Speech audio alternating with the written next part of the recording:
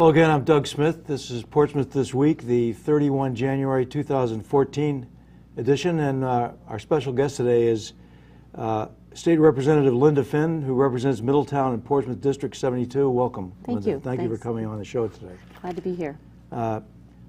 Just some background on Linda. You were elected in November 2012, and you're a member of the House Corporations Committee and the House Small Business Committee. Right. Both of those could probably be of use here in Portsmouth. To get started, I know you've been active over there in Providence working for us because you brought back proof in the form of grants. Could you talk about a couple of those? Sure. Well, we're able to apply for legislative grants for our communities, which I think is a good thing. Some people say it's a bad thing, but I think it's a good thing because it allows people that are closer to the people in their districts to know what the needs are and able to get some money. And it's not a lot of money, but it does help out. So when I first got elected, I asked around to some of the different people just to see what might be needed. And so one of the things that came up was the Portsmouth Prevention Coalition, which is doing a great job in the schools to try to help kids keep them from drinking until yes, exactly, until they're of age. And so they were going to be, their funding was being reduced. So I thought that seemed like a good one of the good things to do. So I applied for a grant for that coalition. We got $1,000, which again, it's not a huge amount of money, but it's just something that can help. And they've been doing a great job with the Project Purple.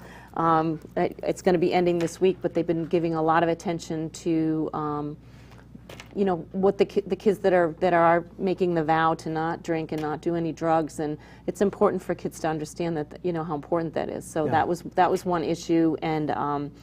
And then the other one was something as a result of the Portsmouth 375th anniversary. I just was so impressed with all the work that everybody did on that, particularly yourself. It was just wonderful. Well, I had a great committee to help.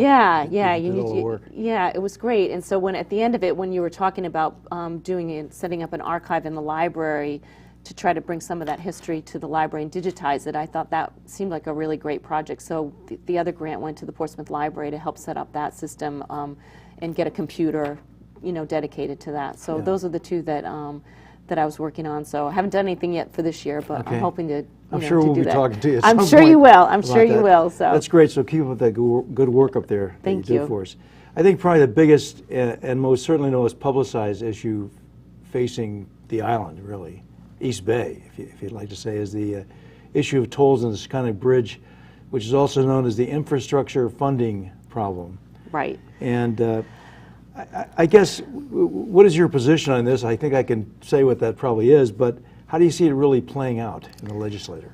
Well, it was definitely an issue that a toll was imposed upon the residents without really much input ahead of time. And there was a lot of input that was asked for sort of after the fact, which I think is really unfortunate.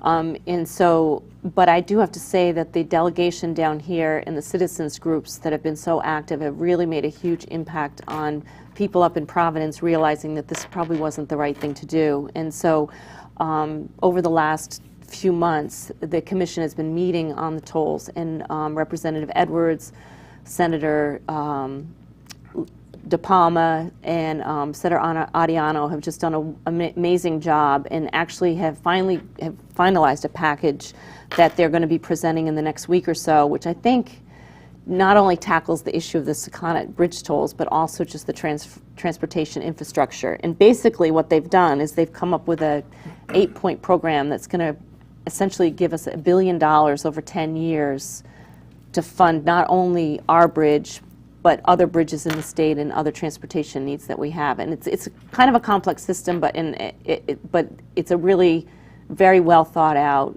good plan. And I think it has a really good shot of getting passed because it doesn't just solve our problem. I think it will help deal with other issues and other bridges and other transportation needs that we have. So I think they've done a real yeoman's job on it. And but it's a matter of getting it through and having the governor sign it. And so all the activism that's we've been getting and hearing from is going to help that along the way. Yeah. So we're going to have Chris Adiano and Jay Edwards on another program in a week or two. Oh, good. And they'll hopefully give us kind of an update. They've been on a couple times talking about this issue. And also guys like John Vitt who are out there beating the weeds. This is good stuff. And Yep. I think it shows people up in Providence that, you know, this is really a serious issue for everybody economically. So. Right, and Rep Canario has been, you know, Yes, been Dennis, leading absolutely. that as well. And yeah, it is a serious issue. And I think the other legislators understand that, you know, we shouldn't just be targeting one community to put this kind of a tax on them. And so hopefully they'll see the reason behind not doing it. Well, hopefully reason will prevail. We'd hope to think so, yes, yes. Another major issue, at least in Portsmouth, and I think probably some other cities and towns in Rhode Island, is the issue of state funding. I know they redid a few years ago the state funding formula for the schools. In doing that, essentially Portsmouth is losing quite a lot of money every year, and it just seems to keep getting worse over time. I just wondered if there's any way that you could see that this could possibly be offset in some way for Portsmouth in this case, because it's a major hole that keeps flowing out, you know? I know, and I think unfortunately Portsmouth, Middletown, and some of these other communities, we're losing, the student population is going down, and some of the more urban schools are increasing the population, and I think that the funding formula is really targeting those urban areas because they've just been lagging, and some of those areas have had 50% graduation rates, and so so the formula is unfortunately pushing more of the money that way. And from what I can understand, that was done, you know, prior to my time. But I know it was a huge accomplishment just to have one single funding formula for the state. No, I understand that, and I can understand the rationale, because the more affluent communities should probably pay, you know, what they can afford to pay. I just think there are probably some other nicety kind of issues in there having to do with, for example, group homes and how you count students and needy students and all this kind of stuff that they might be able to figure out some way to get relief for. At least I hope to going forward. Well, one of the issues that it's not a huge issue that I know we're trying to change is to change the layoff date of the teachers too. So because that increases the cost to the schools, and because we have to give layoff notices by March 1st. There's a lot of uncertainty for the teachers. They don't know if they're going to keep their jobs.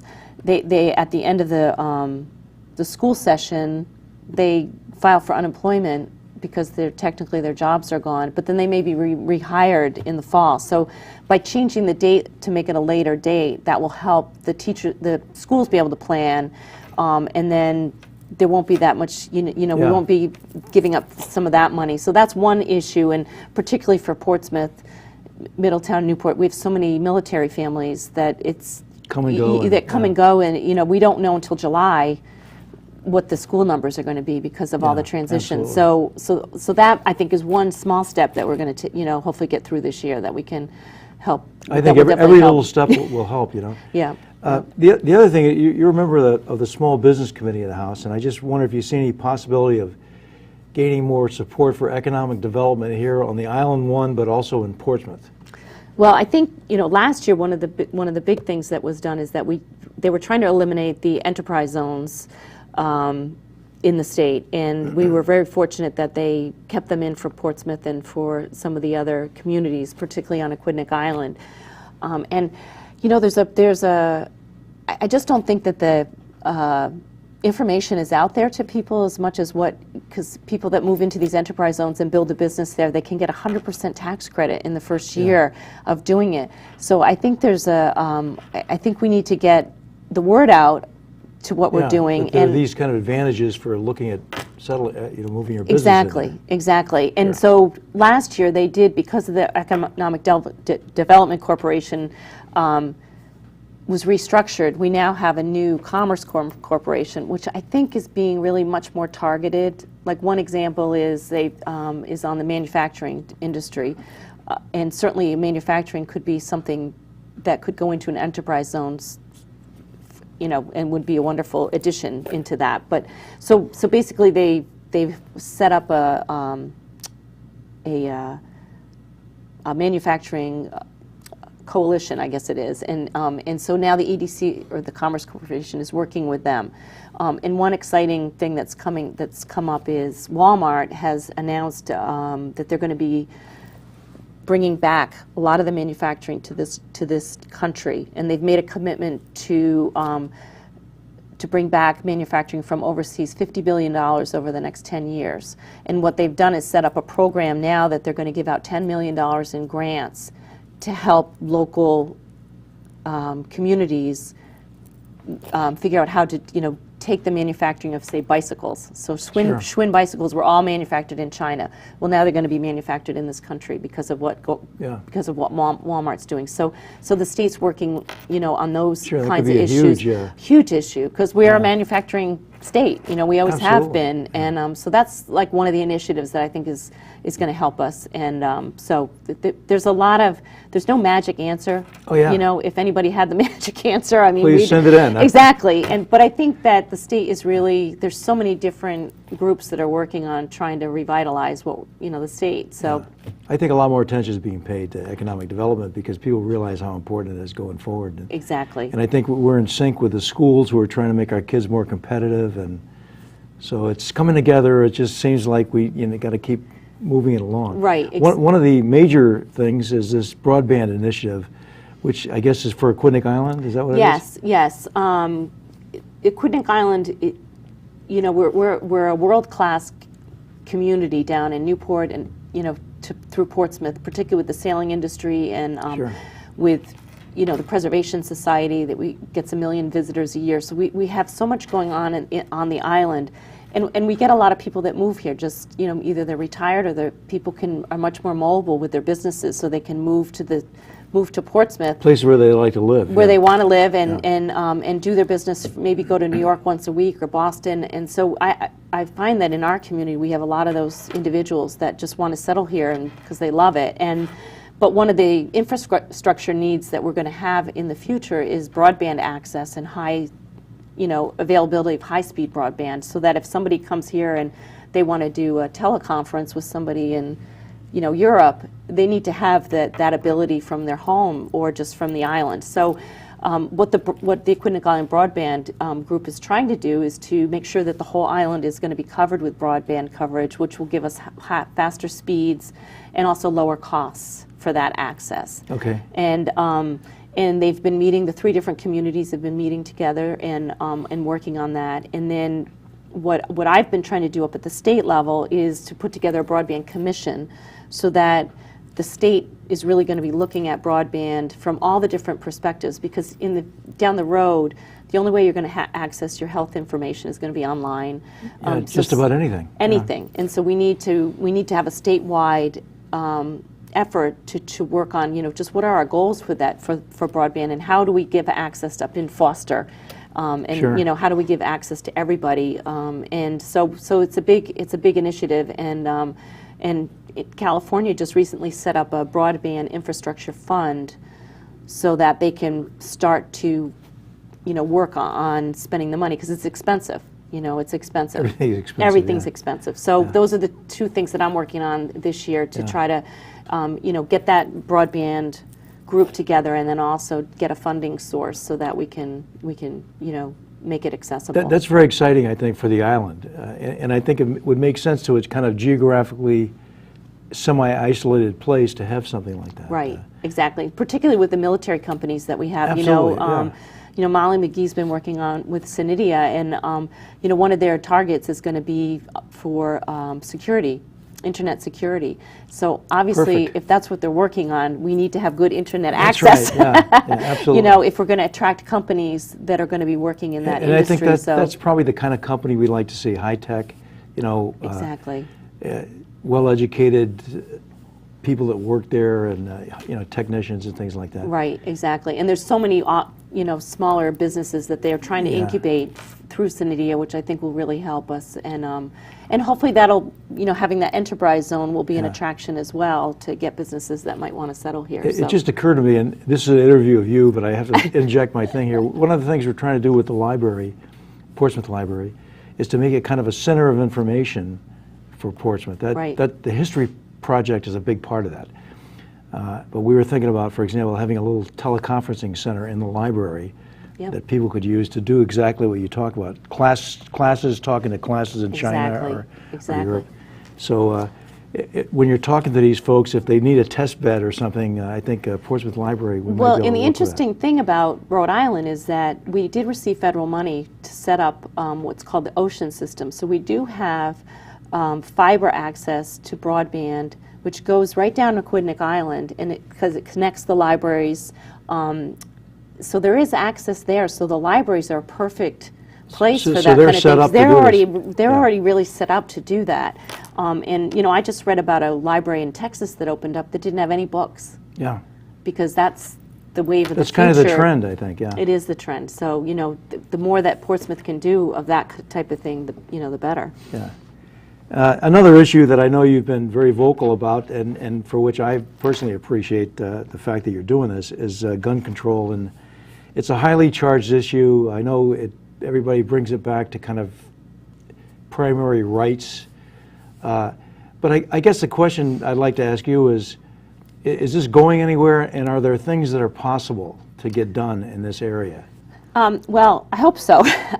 You know, it's interesting to me that the state of Rhode Island, from the surveys that have been done, has less than a 15% gun ownership in the state.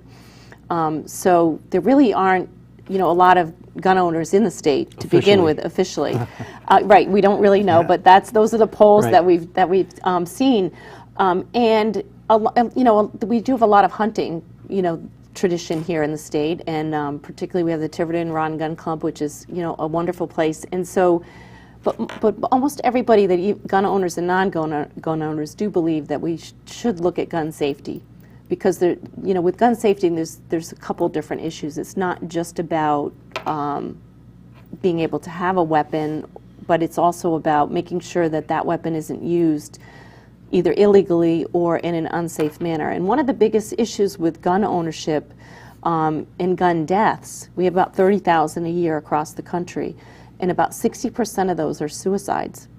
And a lot of them are young men that have access to guns and make an impulsive decision to, you know, to kill themselves, and having access to a gun makes it easier. Just makes it that much easier. 95% of the time, if it's not a gun, most of the times the suicide victim will recover if it's pills or some other way, and they'll never do it again. It's just there's something about their brain chemistry at that time that makes them very vulnerable. So that's a really important issue that I think a lot of people can agree upon, that we need to look at and try to figure out how we can deal with that. And you know, and then there's gun violence in the cities, and so those are, you know, issues of unemployment and, you know, low graduation rates, and not just, you know, youth not being employed to the best way. So those are some of the common grounds that I think that people can agree upon, that we can look at to work on.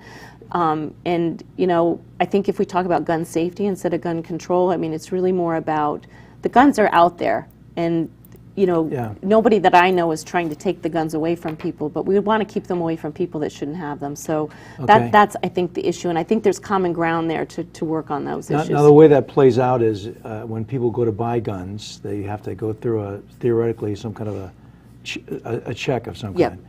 And one of the issues is that because of the Privacy Act,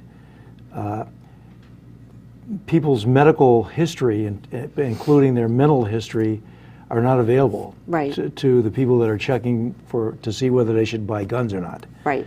That seems to be kind of a conflict between two different regulations. Is there some fix for that?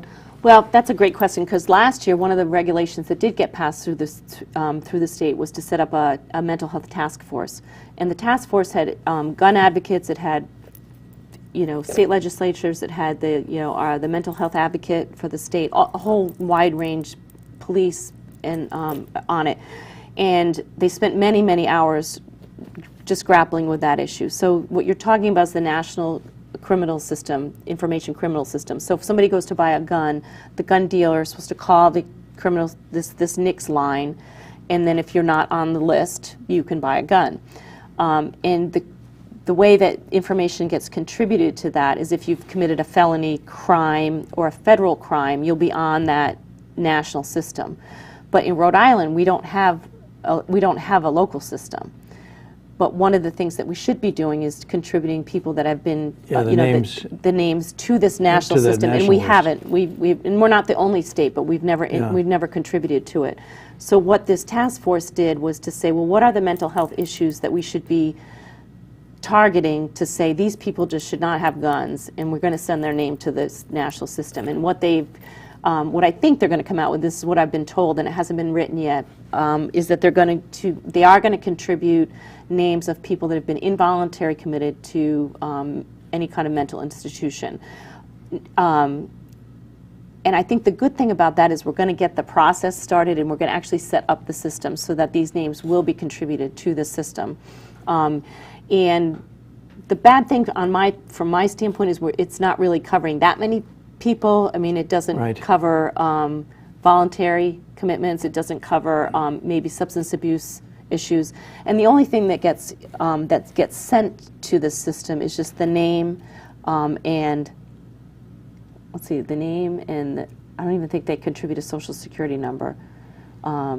So it's there's no information that's given as to why it's being contributed. It's just a very brief amount of information is given. So I think it'll be a good thing. So it's a partial fix, but it needs work. It needs work, yeah. It definitely needs work. But it was a good process of having all the same, all the groups in the same room together to discuss it. Yeah. And it's interesting because last year I introduced a gun registration bill, and everybody was like, "Oh, Linda, don't do that. This is terrible. Don't do it." And so far this year, I've already signed on to 3 gun legislation bills that are going to be introduced. So I think that we're making progress. So we are making progress. I think we are. I really do. Yeah. I really do. Unfortunately, it takes something like these school shootings and things to get people's attention turned towards that. But right. And I think what's happened in Rhode Island, we didn't really have a strong group. So I've been part of a group called the Rhode Island Coalition Against Gun Violence, and so that group now is organized, and we're reaching out to all the faith-based groups in the medical community, because a lot of the medical community is looking at gun violence as almost like not a plague. I'm trying to think, like if there's a disease that gets spread, they can track how the disease is spread, and they're using that same kind of methodology and looking at gun violence, and they're finding a lot of similarities to that. Okay. And so an epidemic, basically. Yeah. So they're looking at it from an epidemic standpoint, and so we have them in this coalition, and we have just a very large number of people now that are just saying, we need to do something. Yeah. And I want to be part of this. And so I think it's going to take some time, but I think that we're just going to be working towards just common sense laws. Yeah, we'll that we need to keep have. doing that, okay? Thank you. I think like a lot of issues, it seems very simple on the surface, and then you get down into the details, and it's very, very complex. And I think this is one of the many, many issues we have like that. Right, because one of the laws that they're trying to say is that underaged kids shouldn't be able to carry a gun. Well, in the city of Providence, what happens right now is if there's kids in a car and there's an illegal gun, they give the kid the gun to the 15-year-old because there's no law against a 15-year-old having a gun. But on the other hand, there's hunters that live in rural communities that say, yeah, but if my son's 15, I want him to be able to go walk across the street and go shoot, rabbits. So there's, but there should be a way of trying to find a compromise on that. So. Well, again, tough issues here.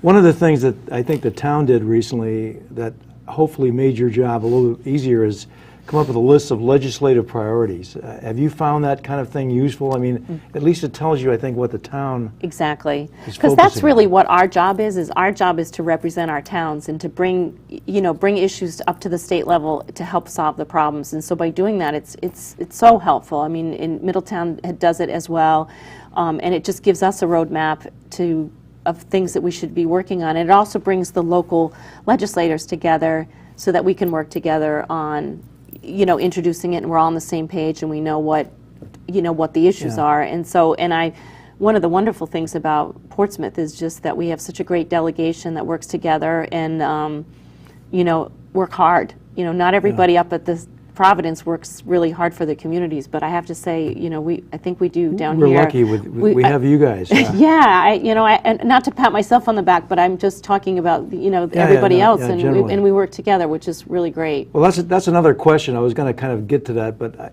since you brought it up, is there a way, do the East Bay, legislators get, you have a caucus or anything, do you get together and talk about how we can help support each other's things, or how do you do that?